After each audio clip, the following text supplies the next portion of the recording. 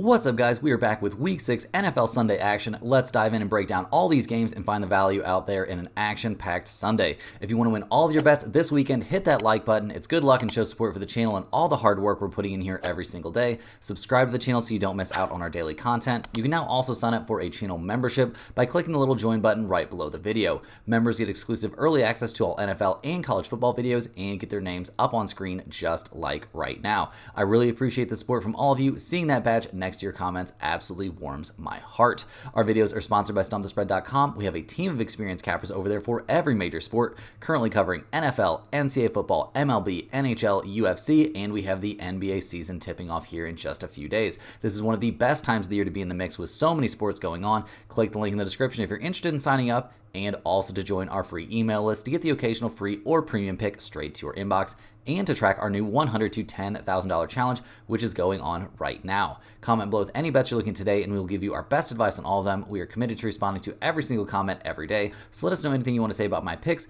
these videos, or anything you see here. As always, our favorite picks will be in the pinned comment down below. Now let's get into our first game of the day, the early London game between the Jacksonville Jaguars and the Chicago Bears. Jacksonville comes into this game fresh off of their first win of the season. Probably should have ended up with a win there at Houston the week before, but it has been a pretty tough year there for the Jaguars. They could very conceivably be 3-2, but yeah, some very uneven play from them kind of across the board. We've seen Trevor Lawrence struggle at times, but last week looked a lot better. 28 of 34, so a very accurate day. 371 passing yards, 2 touchdowns, 0 times getting sacked. He was picked off once, so that's a little bit annoying, but other than that, guys, a very good day. Him and Brian Thomas Jr. were absolutely clicking out there. He had 122 receiving yards on 5 receptions, an 85-yard bomb. Great stuff there in the passing game from Jacksonville, and the running game looked good also, guys. Bigsby out there looking like a monster. Etienne Jr. didn't get that many touches, but generally speaking, guys, I think this Jaguars offense is in a very good spot. Seems like they are now back on track, and this is not a team that's usually been bothered by having to go play in London. On the defensive side of the ball, they were going up against Joe Flacco, and he had himself a hell of a day. He did very well out there. The Jaguars defense, definitely some question marks out there. They didn't look that bad against the run, so definitely some credit there, and that's a good thing when you're about to go up against Chicago Bears. We'll see how they look against at least semi-mobile quarterback. We'll see how that goes. Obviously, the Jaguars defense, not necessarily one we are going to be super stoked about in any situation, but it does seem like they are trending in a positive direction. Their opponent in this game, the Chicago Bears, they come into this one 3-2 on the season. Got to be feeling pretty good right now. I mean, obviously, the NFC North is a very competitive place to be, but right now they're seeing good stuff from Caleb Williams. The defense is looking very good. Things are looking up for those long-suffering Chicago Bears fans. However, guys, we got to take a little look back at the teams they've beaten this season. A Week 1 win against Tennessee in a very crazy game that could have went either way. That win not exactly looking amazing as Will Levis and the Titans continue to struggle. Then losing against Houston in a close game. Okay, fair enough. A tough loss at the Colts. Not like the Colts have had an amazing season. And then that win against the basically the skeleton crew there for the Rams. Not a whole lot of people available for the Rams in that game. And yeah, just a win there for Chicago, no doubt, but maybe not the most impressive one. And then that win last week, 36-10, their best win of the season for sure. That came against the Carolina Panthers, guys. So we'll see what we get from them in this one. Obviously, this young Chicago Bears team is riding pretty high. The defense looking good, like I've been saying. We saw Caleb Williams have probably his best day out there. He only got sacked once, did not have to run for his life nearly as often, but that Panthers, pass rush was pretty devastated with injuries out there. We saw DeAndre Swift have a good day, 21 carries, 73 yards, and a touchdown. Not lighting the world on fire, but pretty decent stuff there. Not going to freak out too much about that. We saw DJ Moore have a big day. Like, good stuff from the Bears in that one, no doubt about it. The defense continues to thrive. 3 sacks last week. Good stuff there. They did struggle quite a bit against the run, and that could be a little bit of a concern here in this game, but they still have a very good secondary, so the work is going to be a little bit cut out there for Trevor Lawrence. We'll see if he's up to the task. Generally speaking, the Bears, we feel pretty decent about them at the moment, but like I said, they haven't really beaten anybody that impressive, and going on the road, going to London for this game is going to be a pretty big difference from what they're used to. The Bears defense, #1 by EPA, one of the best pass rushing defenses in the NFL, one of the best secondaries in the NFL. Is Caleb Wilson now figuring things out? Is that what's happening here, or did they just get lucky in a couple of matchups? Kind of hard to tell. Starting to look like he's getting on track though. Chicago's a young team that is really stoked. Has to be really riding high coming off back-to-back wins, so you always have to worry about a letdown spot. Looking at the trends for this one, guys, Jacksonville 2-3 against the spread this season, 3-2 to the under. Chicago 3-1-1 against the spread and 3-2 to the under as well. Guys, we've got a total of 44.5 points in this game. The Bears are 1-point favorites in this neutral field London game. In general, guys, I'm leaning towards taking a close look at the over/under in this game. I think we'll see both teams try and establish the run early and often. What are we going to get? I don't think we're going to get an insane passing performance from the Jaguars here in back-to-back weeks, especially going up against a much better secondary. And guys, I'm going to be honest, I really just don't trust Caleb Wilson right now. Go ahead and give me under 44.5 in this game as a relatively small lean. Next on the docket, guys, we got the Arizona Cardinals going on the road to take on the Green Bay Packers. Arizona comes into this game fresh off of a huge win last week. They got the 24-23 win at San Francisco, so a big win there. Obviously not over the full strength 49ers, but still the Cardinals have to be very pumped about that. The wins have been few and far between. They've played some decent games. They've played some terrible games. Kind of an inconsistent team. We've seen their defense struggle a decent amount. Last week, though, giving up only 23 points to the 49ers and shutting them out in the second half, very impressive stuff. They didn't do a great job of stopping the run, which is a bit of a concern just across the board. They gave up 89 yards to Jordan Mason on only 14 carries. Brock Purdy did get picked off twice, so, good stuff there for the Cardinals defense. We saw them win this game despite Kyler Murray, only 19 of 30, 195 yards, 1 touchdown, 1 interception. He was only sacked once. The running game did look very good, and Kyler Murray finally deciding to run the ball himself a little bit. I talked about that in the last video. He really has to be out there willing to run, willing to take these risks out there because, yeah, without that, things aren't looking so hot. This Cardinals offense is going to have to be very good to outweigh this defense. Not a great look for them defensively so far this season. Not a defense that I've loved. They did have they generated 3 total turnovers last week. You do that, you're going to win a lot of football games, but can we count on this defense to do that on a weekly basis? Seems like a pretty big ask to me. I would say Arizona's been slightly worse than expected this season. That big win as underdog last week can turn things around. Kyler Murray played great, but it was against a banged up 49ers team. I don't know if they're going to be able to run it back this week. This is a big letdown spot for Arizona, so got to keep that in mind. Also, the Cardinals are 29th in the National Football League in opponents' yards per pass attempt. The Cardinals are a big public dog right now, so that's a little bit concerning. Their defense 27th in yards per play allowed. Yeah, not loving this Cardinals defense. So we'll see what they can do here going up against the Green Bay Packers, who come into this game fresh off of a 24-19 win there at the Rams. Rough stuff. They came away with the win there. We were actually on the Rams in that one, so it was a tough loss for us with the Rams and the points. The Packers found a way in the end, but man, that game, there was some big swings there. It could have went either way. We did see Jordan Love continue to look healthier and healthier out there. 2 touchdowns, 1 interception, only completed 15 of 26 passes, so he can definitely do better, and we saw him be maybe, I'm not going to say unable, but maybe a little bit unwilling to, make too many plays there with his legs, so we'll see how that, shapes up going forward. Definitely a guy that needs to be using his mobility at least somewhat. He was sacked twice, but really, guys, we have to feel good about how the Packers were able to run the ball and control the tempo of the game. We saw Josh Jacobs look good, 19 carries, 73 yards, and a touchdown out there. Very good stuff. Emmanuel Wilson even chipped in 24 yards on the ground. This is a team that definitely wants to establish the run, and I think they can certainly do that against this Cardinals defense, but the Packers can also move the ball through the air, no doubt about that. I'm expecting good stuff from Jordan Love in this one against that bad secondary for sure. This Packers defense looked good against the Rams. Obviously, it's not the full strength Rams. They did give up 102 rushing yards to Kyron Williams, but everybody's giving up yards to that guy. He's looking like a monster out there. Generally speaking, guys, I'm pretty happy with what I saw from the Packers defense.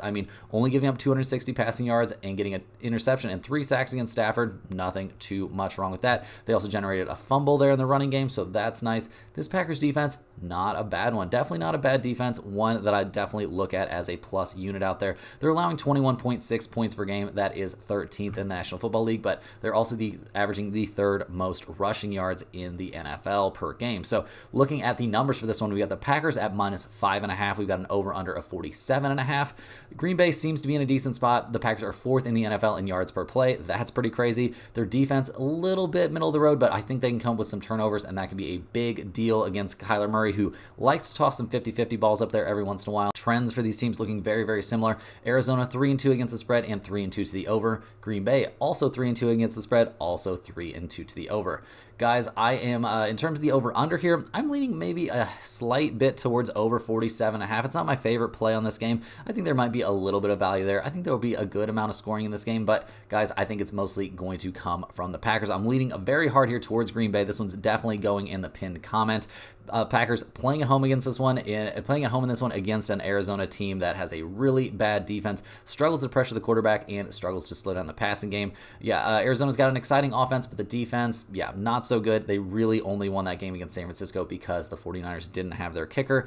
Go ahead and give me the Packers. They probably win this game by at least a touchdown. Next up, guys, we're looking at the Indianapolis Colts going on the road to take on the Tennessee Titans. The Colts come into this game fresh off of that very disappointing 37-34 loss there at the Jaguars. They had Joe Flacco in that game, but unfortunately, probably, I would say here for Colts fans, it looks like they are going to be handing the ball back to Anthony Richardson in this one, which probably not what you are. It depends on what you want. If you want long-term development here, okay, I can understand why you'd want to develop Anthony Richardson. If you want to win now, kind of seems like Joe Flacco should be the way to go. Technically, Anthony Richardson is still listed as questionable for this game. The Colts are dealing with a lot of injuries in this one. He was limited in practice, but everything that I'm seeing sounds like he's going to be playing. He's going to be starting in this game. We have Jonathan Taylor listed as out for this one. We've got Michael Pittman Jr. I think he's almost for sure going to be sitting out. He's technically still listed as questionable, but I don't think he's going to play. We've also got Josh Downs listed as questionable for this game as well. So the Colts offense definitely not going to be at full strength. Not really setting Anthony Richardson up for success. Last week against the Colts, we saw Flacco look amazing. We saw the Colts running game look pretty pedestrian. I don't know. It depends on how you want to look at it. They use a lot of different guys. Even saw Flacco putting up 22 running yards. That was pretty crazy stuff to watch. But generally speaking, guys, happy with what we saw from the Colts on offense. It's not going to look the same with Anthony Richardson out there, unfortunately. And we can't say that we're super pumped with what we saw from them on defense. They struggled against the pass. They struggled against the run. They also did not pressure the quarterback at all. So a lot of big concerns here going up against a Titans team that has not exactly had the season of their dreams. They are coming off of a bye. They had, they went into their bye on a positive note with a 31-12 win there against, whatever's left of the Miami Dolphins. Yeah, Will Levis going to start this game. He's been dealing with that shoulder issue, but what are we going to see from him? Maybe coming off a bye week will help. The Titans are 3rd in opponents' yards per play, so this defense has been very, very good, and against the Dolphins, obviously the defense was pretty dominant, giving up only 12 points there. Obviously not the toughest opponent, but still, they completely shut down the passing game. They limited the running game drastically, so very, very good stuff there. We saw the Titans be able to run the ball extremely successfully. Pollard and Spears both looked very good there, so yeah, good stuff in that one from the Titans, albeit against a weak opponent, but I think this is a team that definitely still feels like they are capable of turning their season around, so we'll see how that goes. They come into this game fully healthy, fresh off that bye week, so I think that is a very, very big deal, guys. Overall, how do I feel about the Titans? Like I said, guys, quarterback situation, very, very sketchy. Can Levis not make those dumb mistakes that he makes in seemingly every game? That would be a huge deal. This defense is the real deal, guys. Looking at the numbers for this one, guys, the Colts 4-1 against the spread this season, 3-2 to the over. Tennessee 1-3 against the spread, 2-1-1 to the over. Looking at the, the Titans 2.5 point favorites in this game. The over/under is 43. A lot of money coming in on the Colts. If this gets to 3, you might have to think about going with the Colts, but guys, I'm not that interested in the Colts. Give me the Tennessee Titans coming off that bye week. I am very low on Anthony Richardson at this point. This Titans defense is very, very good. I think they'll have a great day out there against a young quarterback that doesn't really seem to know what he's doing. Give me the Titans here at -2.5. We're hoping for, fingers crossed, nothing weird here from Will Levis throwing the ball to the other team in the most inopportune of moments. Give me the Titans in this one. Definitely a very good chance to end up in the pinned comment. Hey guys, jumping in here with a quick ad break. First of all, this is a great time to sign up at stumpthespread.com. Signing up for a premium membership gets you access to our entire team of cappers covering MLB, NCAA football, UFC, and the NFL. If you just want to test out the service, a great way to do that is by joining our free email list, which will get the occasional free or premium pick straight to your inbox. Don't forget to like this video and subscribe to the channel if you're new, and become a channel member for early access to all of our NCAA football and NFL videos. Now guys, back to the games. Next up, guys, we got a very interesting game. We got the Houston Texans going on the road to take on the New England Patriots. Houston comes into this game fresh off that 23-20 win there over Buffalo in that game where we definitely saw Josh Allen suffer a concussion and come back into the game. That was pretty wild stuff. At 4-1 on the year, the Texans probably feeling pretty good out there, but guys that have been betting on the Texans probably don't feel as great, guys. They are 1-3-1 against the spread at this season. Last week against Buffalo, we saw some pretty good stuff out there. I mean, we saw CJ Stroud do his thing, 331 passing yards, 1 touchdown. He did get picked off once, and the concern there is when Nico Collins came out of the game, he did look a little bit lost. Obviously, a big game out there. He's got other weapons, like Stephon Diggs is a monster, but just didn't look the same. CJ Stroud did not look as comfortable out there without Nico Collins, which, fair enough. I mean, you lose one of your best wide receivers, things are going to look a lot different downfield. Going to be a lot different looks, a lot of like guys not getting quite as open, stuff like that. We'll see how he adjusts in this one, but obviously CJ Stroud, somebody that we are always going to be very high on. This dude looks like the absolute future of the league. Expecting good stuff from him is pretty much the norm. In terms of the running game last week, they kind of cobbled things together. The question is whether or not we are going to see Joe Mixon in this game. Yeah, I mean, at minimum, I don't think he's going to be at full strength. It sounds like he is going to play in this game. It sounds like he's very likely to play in this game. Nico Collins will be out for this one and out for a while now, so that's some bad news there for Houston Texans fans. The latest here on Joe Mixon is he's expected to play, though still technically marked as questionable. I don't know if they're going to be limiting his, snaps or anything like that. I don't know what they'll be doing. Like, they're not going to have him run the ball 30 times in this game. I guarantee you that. Definitely going to see a little bit of a limited workload, but just having him back out there on the field, definitely a positive, but we'll have to see if he's really at full strength. That's always a question, especially you've got a running back coming back from, like an ankle sprain. Maybe should have been out another week. That kind of stuff can happen pretty often. So we'll have to wait and see. But some questions definitely about his health. Generally speaking, the Texans defense this season hasn't necessarily been amazing, hasn't necessarily been terrible, I wouldn't say. They did a good job of limiting Josh Allen last week, but, giving a guy a concussion definitely will help. They struggled a lot against the run, which is a big concern going up against a Patriots team that definitely wants to run the ball. Generally speaking, their defense is a little bit banged up. They're going to be missing a couple guys in the secondary, which if you're going to be missing guys in the secondary, playing against the Patriots isn't a bad time to have that happen, but you want to be coming into these games healthy, and I can't say that that is necessarily the case for them. They've been middle of the road in terms of points against, so we have a few concerns here about the Texans as they go on the road here to take on the New England Patriots, who made big waves, guys. We've got Drake May. He is going to be starting this game for the Patriots. They're tired of watching Brissett flounder around out there. That 15-10 loss against Miami cannot have felt good. That had to be pretty hard to watch out there.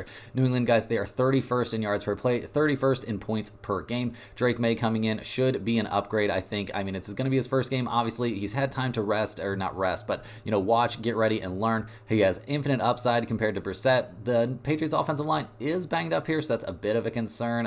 He's going to have to pull it down and run sometimes, and I think for this young guy, Drake May, this could actually be a good thing. So we'll see what happens. We have a little bit of a change here for the Patriots in terms of their running back situation. Obviously going to be a run first team. We're going to see Antonio Gibson getting the start in this game. I'm expecting very good stuff from him. Generally speaking, the Patriots, roster doesn't look, the injury report doesn't look terrible for them on offense.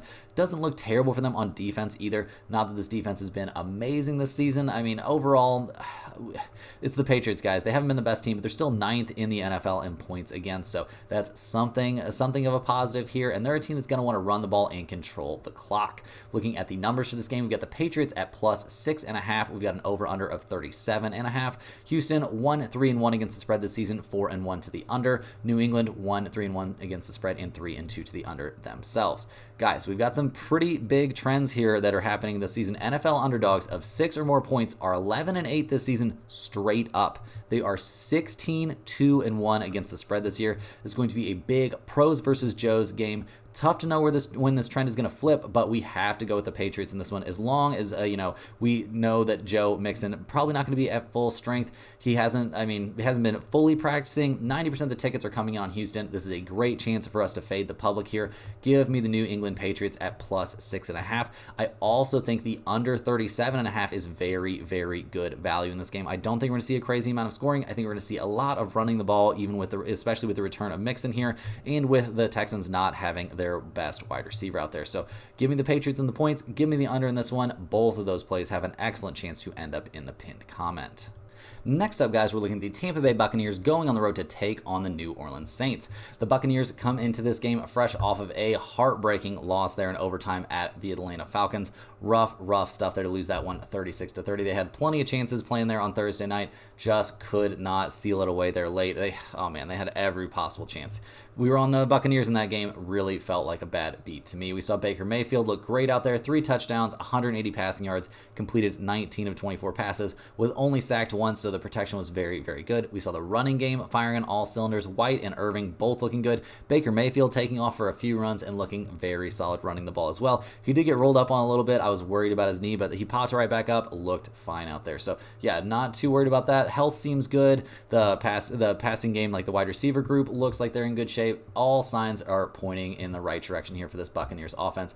I'm expecting to see very good stuff from them out there. I mean, yeah, we do have Rachaad White possibly going to miss this game. That would be a little bit annoying, and we're going to be missing Graham Barton there on the offensive line. But generally speaking, guys, I think on offense, this team is going to be all right. On defense, the Buccaneers haven't been amazing this season. They're a little bit banged up. We've got 3 guys listed as questionable, a couple in the secondary, which could be a big deal against the Saints, but it's, starting to look like these guys might actually play. They were at least practicing in a limited fashion. So yeah, technically still questionable, but I think we're going to see the Buccaneers defense at close to full strength for this game. We'll have to wait and see, but I do think they're going to be pretty much at 100% for this game. In terms of, like season-long numbers, like I said, this has been a good offense, no doubt about it. Maybe not the best defense. I'm expecting good stuff from Baker Mayfield in this one, though, and it's going to be interesting to see what they can do going up against the New Orleans Saints, who are going to be starting a rookie quarterback now with Derek Carr on the sidelines. We're going to see Spencer Rattler out there, kind of an unknown. We'll see what he can do. He's got some nice weapons out there, but he also has a very banged-up offensive line that was letting everybody through. That was how Derek Carr got injured last week.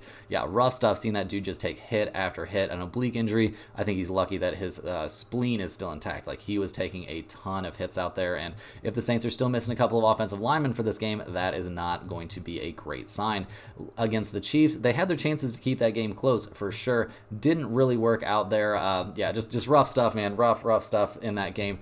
We saw Carr do okay. He did what he could, but it felt like he was running for his life on pretty much every play. Kamara could not get going in the running game at all. That's a big concern, and really the mess in this game was just the ineffective play of the Saints offensive line. So if they're going to be, missing their center again, it's definitely possible this could end up being pretty questionable. And yeah, you want to put a rookie quarterback out there behind a banged up offensive line. I know, we didn't mind that too much for the Patriots, but I do not trust Spencer Rattler too much in this game. Seems like a bad spot for the Saints. Their defense probably not as bad as they showed against the Chiefs, but they're kind of banged up. Yeah, Rattler trying to get the ball down the field like Carr's been doing could be a tough look out there. So, guys, looking at the numbers for this game, the Saints are getting 3.5 points playing at home. We've got an over-under of 42 in this game. Tampa Bay, 3-2 against the spread and 3-2 to the over. New Orleans, 3-2 against the spread and also 3-2 to the over. Guys, I definitely like Tampa Bay to get the win and cover on the road in this game. I don't like the Saints spot here with a rookie quarterback. They'll be handing the ball off a lot, so Kamara could have a chance to put up some pretty big numbers and maybe to win the game if he can have one of those like transcendent performances that he's definitely capable of, but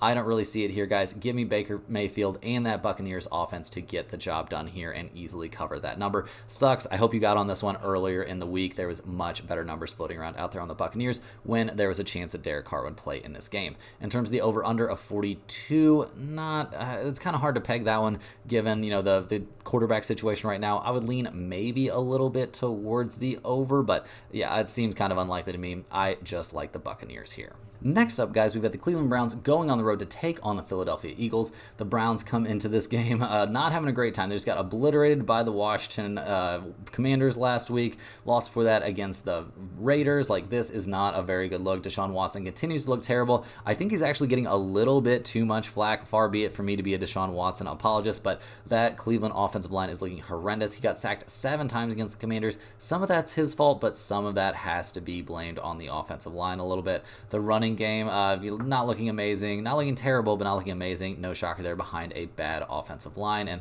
not like this is a super talented group of wide receivers. Just a tough look out there for the Browns. They got absolutely shredded by the Washington running game last week. Jaden Daniels got pretty much anything he wanted whenever he wanted, and Eckler had a good game. Like, this is just not a Browns defense that's really been stopping anyone this year. Very, very rough stuff. The offensive line is bad. It doesn't seem like Watson can even make those big throws if he was given time. So we'll see. Not a good defense, not a good offense. Can't run the ball, can't pass the ball. Just not a lot of positives here for Cleveland, guys. It's looking very, very rough out there for one of the most long-suffering franchises. So we'll see what they can do here going up against the Eagles, who come into this game 2-2 on the season, fresh off of their bye, trying to get back on track here. We'll see what they can do. Obviously, pretty easy stretch of schedule here coming up for them going against Cleveland, the Giants, the Bengals, and the Jaguars. So time for the Eagles to kind of turn it around and turn it into a race here in the NFC East, with Washington kind of running away with the division right now at 4-1.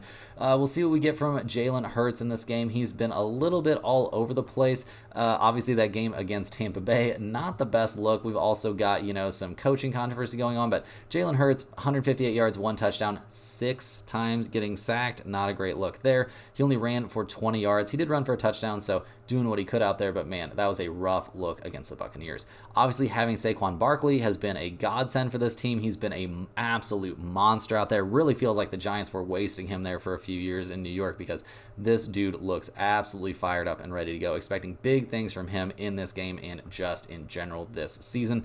The Eagles' defense hasn't been quite as good as we would have expected, having a rough time there, not last week, week 4 last, and over the course of the season, giving up 24 points per game, not what this defense is really supposed to be. They've had some good games, don't get me wrong, and they do come into this one looking fully healthy, and they get to go up against a terrible, terrible opponent. So looking at the numbers for this one, the Eagles are 8.5-point favorites. We've got an over-under in this one of 42.5. Cleveland 1-4 against the spread this season, 3-2 to the under. The Eagles 2-2 against the spread, and 2-2 over/under here. The Eagles are going to have A.J. Brown and Devontae Smith both slated to be back for this game. The team health, not as big of a deal here as it's been leading up to it. I'm not in love with the coaching situation, guys, but we are going to be here on the Philadelphia Eagles. Yeah, I just really think the Eagles are going to find a blowout in this one. I know it's a ton of points, but I don't trust the Cleveland Browns or Deshaun Watson at all. I don't think the Browns defense is going to be able to stop anyone. And yeah, with Saquon out there to control the clock, and with A.J. Brown and Devontae Smith both out there healthy and refreshed after a few weeks off, this is going to be a great, great bounce back day here for the Philadelphia Eagles. In terms of the over-under on this game, I would probably lean a bit towards the under, since I don't think we're going to see many positive things happening for Cleveland, but the over-under in this one, not really a spot I'm interested in. Next up, guys, we got the Washington Commanders going on the road to take on the Baltimore Ravens. The Commanders come into this game 4-1 on the season. Last week, they destroyed the Cleveland Browns, so good stuff there. We are seeing all the hype in the world surrounding Jaden Daniels. The kid is looking like an absolute monster out there. The Commanders haven't had the toughest schedule. Obviously, this is going to be a really rough game for them going on the road to take on the Baltimore Ravens, but it's not like the Ravens have been that crazy. We've seen just such good stuff from Jaden Daniels this season. It's absolutely nuts. The Commanders' offensive line is top 5 in pass blocking. That is very, very impressive stuff there. And yeah, Jaden Daniels, he did have an interception last week against Cleveland, so that's not ideal, but he ran 11 times for 82 yards. I don't think he's going to have too much trouble running the ball here against the Baltimore Ravens. On defense, Washington, probably not the scariest opponent necessarily. They're giving up 23 points per game, but when you've got an amazing offense, you're going to be all right. I do think they've probably benefited a little bit given the opponents they've had to play, but right now, guys, gotta be loving what you're seeing if you're a Washington Commanders fan. On the other side of the ball, guys, we've got the Baltimore Ravens, 3-2 on the year. They're coming off of a very crazy game last week at Cincinnati. They came away with the 41-38 win, but my God, was it a crazy, crazy game. We saw Lamar doing his thing out there. I mean, 4 touchdown passes, 348 yards, sacked once. Yeah, ran the ball well too. 12 rushes, 55 yards. We saw Derrick Henry looking like a monster out there. 15 carries, 92 yards, 1 touchdown. This Ravens offense is amazing, but my God, their defense is terrible. Bottom third of the NFL in coverage. Just not a very good defense. I mean, when you look at their scoring defense, it's terrible. They're giving up 25.2 points per game, and they're about to take on a team that can run the ball and that has one of the most dynamic offensive weapons in the NFL. Looking at the numbers for this game, guys, we got the Ravens at -6.5. We've got an over-under of 51.5.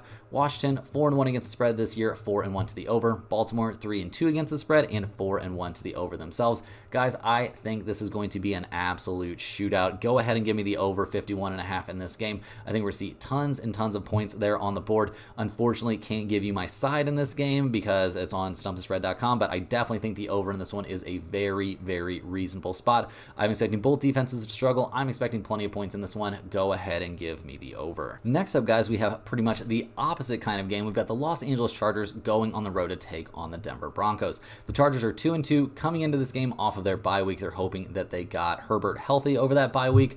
Yeah, they lost their last 2 in a row, but a loss at Pittsburgh and then a loss at home against Kansas City, a game that the Chargers definitely had their chances in. I don't think they have to feel too terrible about how they've started their season. The Harbaugh era has gone pretty much as predicted. This really is a run-first team, and they tried to run the ball against Kansas City without too much success. They had to rely a little bit on Herbert. He was clearly still a bit hobbled with that ankle, but he limited the mistakes. No interceptions, sacked twice. He did pass for a touchdown there against the Chiefs, who have a pretty decent defense and a reasonable pass rush. So we'll see what Herbert can do out there now that he is supposed to be healthy. We'll also see what we get from the running game that looked a little bit pedestrian last week, but I do think could show a little bit better. Their defense held down the Chiefs despite being extremely banged up, didn't let Mahomes go too nuts. They did give up almost 90 passing yards to Travis Kelce, but hey, that connection between Travis and Kelce and Mahomes has been pretty legendary. So we'll see what they can do out there in terms of the injury report. That's pretty important here, guys. Are they going to be healthy? We really would love to see Joey Bosa play in this game, and right now, guys, it's still a little bit up in the air. He was questionable still, and he was limited in practice on Friday, but he did at least practice, so I think that's a bit of a positive trend. We are going to be missing a couple guys in the secondary, which would be a problem, except for they're going up against the Denver Broncos. So maybe that's not as much of a problem here. The Broncos come into this game. They've won 3 in a row. Everybody's losing their mind about Bo Nix and the Broncos, but my God, last week they beat the Raiders 34-18. So congratulations on beating a terrible team. But Bo Nix, 19 of 27, 2 passing touchdowns, 206 yards passing. He was sacked 3 times. I'm not about to freak out about this kid. He did run for a touchdown, just not as high on him. We did see good stuff from the Denver running game. Blah, blah, blah. I'm not going to overreact to a team beating the Raiders. And it's not like this team has been beating a bunch of tough opponents. They also gave up a lot to the run against Las Vegas, so that's maybe not the best look. Their wins against the decimated Tampa Bay Buccaneers there in week 3, then beating the Jets 10-9. The Jets were a disaster in that game, and then beating the Raiders. Like, this is not a team that's reeling off wins against elite competition. So we'll see what we get. They're second in the NFL in points against, so congratulations there. But yeah, close to the bottom in passing yards. Not even 100% sold on this team's running attack. So looking at the numbers for this one, the Broncos are +3 at home. We've got an over-under of 35.5. The Chargers 2-2 against the spread and 4-0 to the under. Denver 4-1 against the spread and 3-2 to the under. Guys always want to be taking the home dog in these division games, but man, the Chargers coming off a bye looks pretty nice. Books must think that the Chargers' offensive line is getting healthy, and that will neutralize the great Denver pass rush. Home divisional dogs are 81, 71, and 3 against the spread. Guys, this is a tough spot for me. The pros love the Broncos, so does the public, though. I guess go ahead and give me a little lean here towards Denver at home, but much better than that, guys. I think we want to take the under in this game. It's only 35.5 points, but neither one of these teams can score. Both of them want to run the ball. Both of them have defenses that look pretty decent. Give me the under in this one. It's got some chance here to end up in the pinned comment. I think we could see both teams end this game. Like, one of these teams is going to end in single digits. One is going to be barely in double digits, and that's probably going to be all the offense we see. Next on the docket, we've got the Pittsburgh Steelers going on the road to take on the Las Vegas Raiders. The Steelers come into this game fresh off of back-to-back losses, losing 20-17 against that last-second score there against Dallas last week. Had to be an absolute heartbreaker. We saw a lot of questionable, like a lot of dilly-dallying, a lot of wishy-washy statements. Is Justin Fields or Russell Wilson going to be starting this game? Reportedly, it is going to be Justin Fields, but Russell Wilson will probably be active as their quarterback too, so I don't know what exactly that means here. Tomlin being pretty cagey about this situation, but I don't think that's really the end of the world either way. Looking at what they did last week against Dallas, can't say we were super thrilled. Although they put themselves in a position to win the game, the defense just couldn't get one last stop. Saw some questionable decisions there from Justin Fields. He did pass for 131 yards and 2 passing touchdowns, but Yeah, we saw a lost fumble there in the game for the Steelers, and that was really a pretty big deal. We saw Fields get sacked 3 times. Najee Harris looked okay in the running game, but not elite.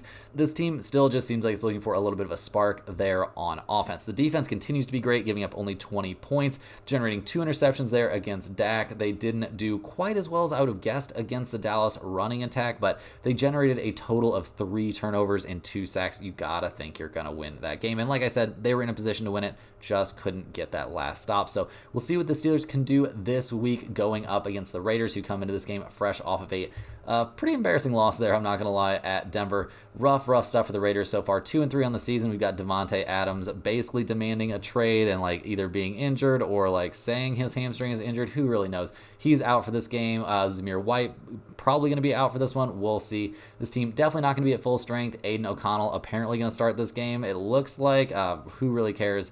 Neither O'Connell or Minshew really filling me with too much optimism. The defense is getting healthy. Max Crosby being back is a big deal for this defense, but man, how excited are we really supposed to be getting here about the Las Vegas Raiders? It has been a rough season so far. Not looking like a very good team on either side of the ball. They're 28th in the NFL in points against this season. So looking at the numbers for this one, we got the Raiders at +3. We've got an over-under of 36.5.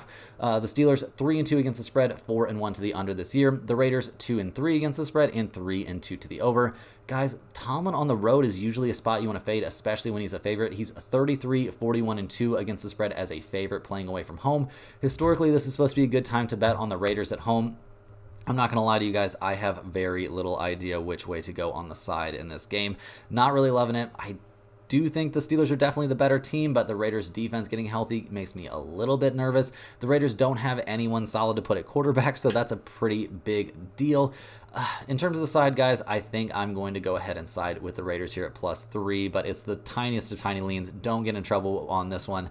I don't love it. I do like under 36.5 in this game, though. I think we'll see offense be at a premium. Don't think we're going to see either team go nuts, especially with the Raiders defense being significantly better. Honestly, under 36.5, by far my favorite play on this game, by far. It's got a chance to end up in the pinned comment. In terms of the side, against the spread, I have no idea. So yeah, go ahead and give me that under, but staying away from the side in this one. Next up, guys, we have the Detroit Lions going on the road to take on the Dallas Cowboys. The Lions coming off of their bye week, they had a solid win there against Seattle, and good stuff there in week 4. They've got to be pretty happy to be 3-1 on the season. They kind of let one get away against Tampa Bay, but this Lions team seems like it is fully back on track to me. Against Seattle, the defense maybe didn't look amazing, but we did see very transcendently good stuff there from Jared Goff.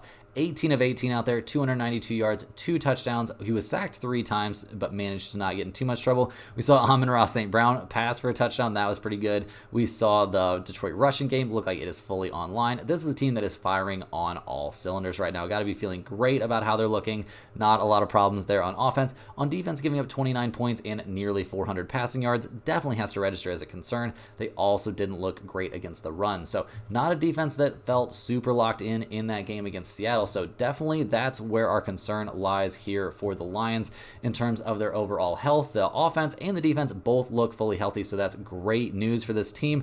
Obviously, they are going to be wanting a bounce back day out there on defense. So we'll see what we get from the Lions. Obviously, expecting good stuff from them. They've been in a very good team all season long. The Cowboys have been all over the place, but now winning 2 in a row, getting that clutch drive there late in the game from Dak Prescott has to feel pretty good to snag that 20-17 road win there at the Steelers. At 3-2, they're only 1 game back of Washington in the NFC East.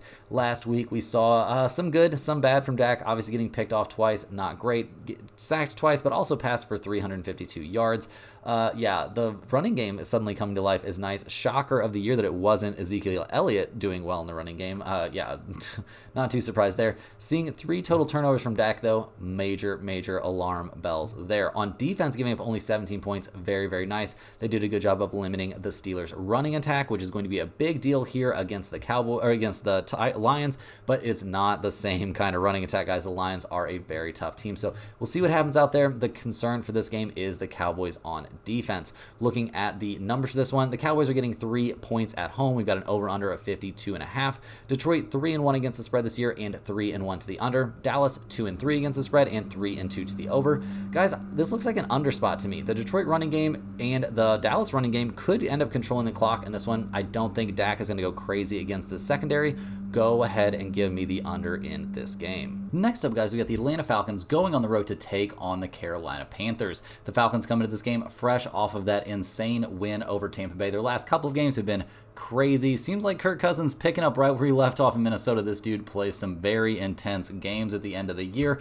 Looking at that game against Tampa Bay, guys, I mean, the Falcons now 3-2 on the season, so can't feel too bad about that. We saw Cousins go absolutely nuts. 509 passing yards, 4 passing touchdowns, 1 interception. He got sacked 4 times. They had him pass the ball 58 times in that game, guys. I don't think that's very sustainable. I don't think they'll be looking to do that again this week, but hey, you got to do what you got to do to win these games, and he found a way. Absolutely insane ending there. The Buccaneers could not tackle in that game, at least their secondary couldn't. Wild stuff. We saw Robinson and Algier look okay in the running game, but not get a ton of work. I think we'll see that change a bit in this one. They cannot be throwing the ball every single down. That's just not the way it feels like to me this team was designed. In terms of their defense, obviously giving up 30 points, not a great look. They got kind of shredded by Baker Mayfield. They couldn't stop the run either. I mean, Godwin and Evans did what they needed to do out there. Otten got his catches. Like, this was not an amazing performance there from the Falcons defense. They did generate a turnover. They only had 1 sack in the whole game, though. Just not a Falcons defense that I'm very excited about right now, guys. I mean, they're allowing 23 points per game. Seems like a squad that's really relying on that offense to carry the load. And in terms of some injury news here for Atlanta, they're relatively healthy here on offense, but defense going to be missing Troy Anderson for this game. That's not ideal. Missing a pretty key linebacker against a team that's going to at least want to run the ball. So a little bit problematic there for that Atlanta Falcons defense, but we'll see. I don't think it's disaster. This offense, they're averaging the 8th most yards per play in the NFL, so very impressive stuff there from the Atlanta Falcons offense. We'll see how that translates here in their game against the Panthers. Obviously, you want to be doing well in games against your NFC South opponents. The Panthers come into this one. Things are looking pretty bleak. They are 1-4 on the season. Still going to be riding there with Andy Dalton. Last week, they lost at Chicago 36-10. The wheels kind of came off in that game. Not the best look there for the Panthers, obviously. Yeah, giving up 20 unanswered points there in the second quarter. A pretty rough look. Andy Dalton had a pretty bad day, guys. 18 of 28, 136 yards, 1 interception, sacked 3 times. Just couldn't get anything going out there. The running game looked very good, though. I mean, Chuba Hubbard, 13 carries, 97 yards, and a touchdown out there. Very good stuff. They're going to be leaning on him heavily in this game. The Panthers are a pretty good run-blocking team, so got to give them major credit there. And I do think this offense has a little bit more to offer than they showed last week. They're not going to be this bad, guys. That was pretty embarrassing stuff from the Panthers on offense. On defense, giving up 36 points to the Bears, not great. It's not like they were getting put in great positions by the offense, but they struggled a bit against the pass. They struggled a bit against the run, but they're going up against a Falcons team that has been all over the place on offense. We'll see if they can show another dominant performance in this one. It's not impossible. Not impossible. Do we really want to see Kirk Cousins throw the ball 60 times again? I would tend to think they would shy a bit away from that. So we'll see what goes on in terms of their health, guys. The Panthers are a little bit banged up here. Deontay Johnson looks like he's going to play in this game. Tommy Tremble being out is not great, and missing Taylor Motton there on the offensive line could be a bit of a problem. On defense, this team hasn't been very good, so I'm just about as happy with their backups as I am with their starters, but we'll see how that goes. I expect a little bit of a bounce back for them in this game, although they're going up against a very potent offense. It is a divisional opponent, so it's somebody that they're going to be more familiar with, so we'll have to see, but I'm expecting a little bit of a bounce back here for the Panthers defense. Not like they're the best defense out there. Obviously, guys, they are giving up the most points per game in the NFL so far this season, so that's a bit concerning, guys. Looking at the numbers for this game, we see the Panthers are getting 6 points. We've got an over-under of 47 out there, guys. Looking like a pretty decent spot for me to be on that under. I don't think we're going to see a crazy amount of offense in this game from both teams wanting to run the ball. Obviously, the Falcons, if they just decide to go ahead and throw the ball 60 times again, that could be a little bit of a concern, but I think that was more of a desperation move for them. So go ahead and give me the under in this game as a small lean. Last but not least here, guys, we have one of my favorite games of the day. We've got the Cincinnati Bengals going on the road to take on the New York Giants on Sunday Night Football. The Bengals come into this game fresh off of another devastating loss. They lost 41-38 there against the Ravens. Rough stuff there. We see Joe Burrow continuing to look like an absolute monster out there. He's doing everything he can to drag this team to wins. He completed 30 of 39 passes for nearly 400 yards. He passed for 5 touchdowns, was picked off once. sacked 3 times. Very, very good stuff there from Joe Burrow. He continues to absolutely look amazing this season, but he's not getting a ton of help from his defense. That's the main problem. The Bengals look capable of running the ball, at least in theory. Didn't have a great time running it against the Ravens, which obviously isn't a great indication of an ability to run the ball, but I do think with a passing game that is so potent, that's going to open things up in the box and make running the ball at least a possibility on the early downs. Jamar Chase coming off an insane day. T. Higgins looking very, very good. Those two guys might be quietly the most dynamic pass-catching duo in the NFL this season. It is crazy what they've been able to do out there. They've got to be crushed to be losing this overtime game. Very, very tough there for them. The Bengals defense was obviously a huge problem last week. They couldn't stop the pass. They couldn't stop the run. If you can't stop the pass against Lamar Jackson, you are going to have a really, really rough time because that running game is going to absolutely chew you up. Obviously, this Ravens offense looking like one of the best offenses in the National Football League right now. Derrick Henry and Lamar Jackson, one of the best duos there, just overall offensive duo. It's weird to look at a quarterback and running back duo like that, but man, they know what they're doing out there. So gonna cut the Bengals defense a little bit of slack here. They didn't generate interception. They did make Lamar fumble it away once, so that's something positive there, but this team definitely going to be facing a whole different level of opponent here, taking on the New York Giants. The Giants come into this game 2-3 on the season, fresh off of a 29-20 win last week at Seattle. Big upset there for the Giants. They've been part of this, big underdog trend here in the NFL. We'll see if they can, figure it out here this week. Gonna be kind of interesting. Last week against Seattle, it was impressive to see them play so well without Neighbors, guys, and looks like they might have to do that again. Daniel Jones, 2 touchdown passes, sacked 3 times, passed for 257 yards. He looks good out there. I'm not going to say he's a top-tier quarterback, but looking a lot better than the guy that was about to lose his job there in the first couple of weeks. Tyrone Tracy Jr. had an insane day running the ball, 18 carries, 129 yards. They are going to be looking to lean on him in this game, going up against a high-powered Bengals defense that they would love to keep the ball, a high-powered Bengals offense that they would love to keep the ball away from. Missing Neighbors wasn't a huge deal because Slayton went nuts. 8 receptions, 122 yards, and a touchdown against a very banged-up Seattle defense.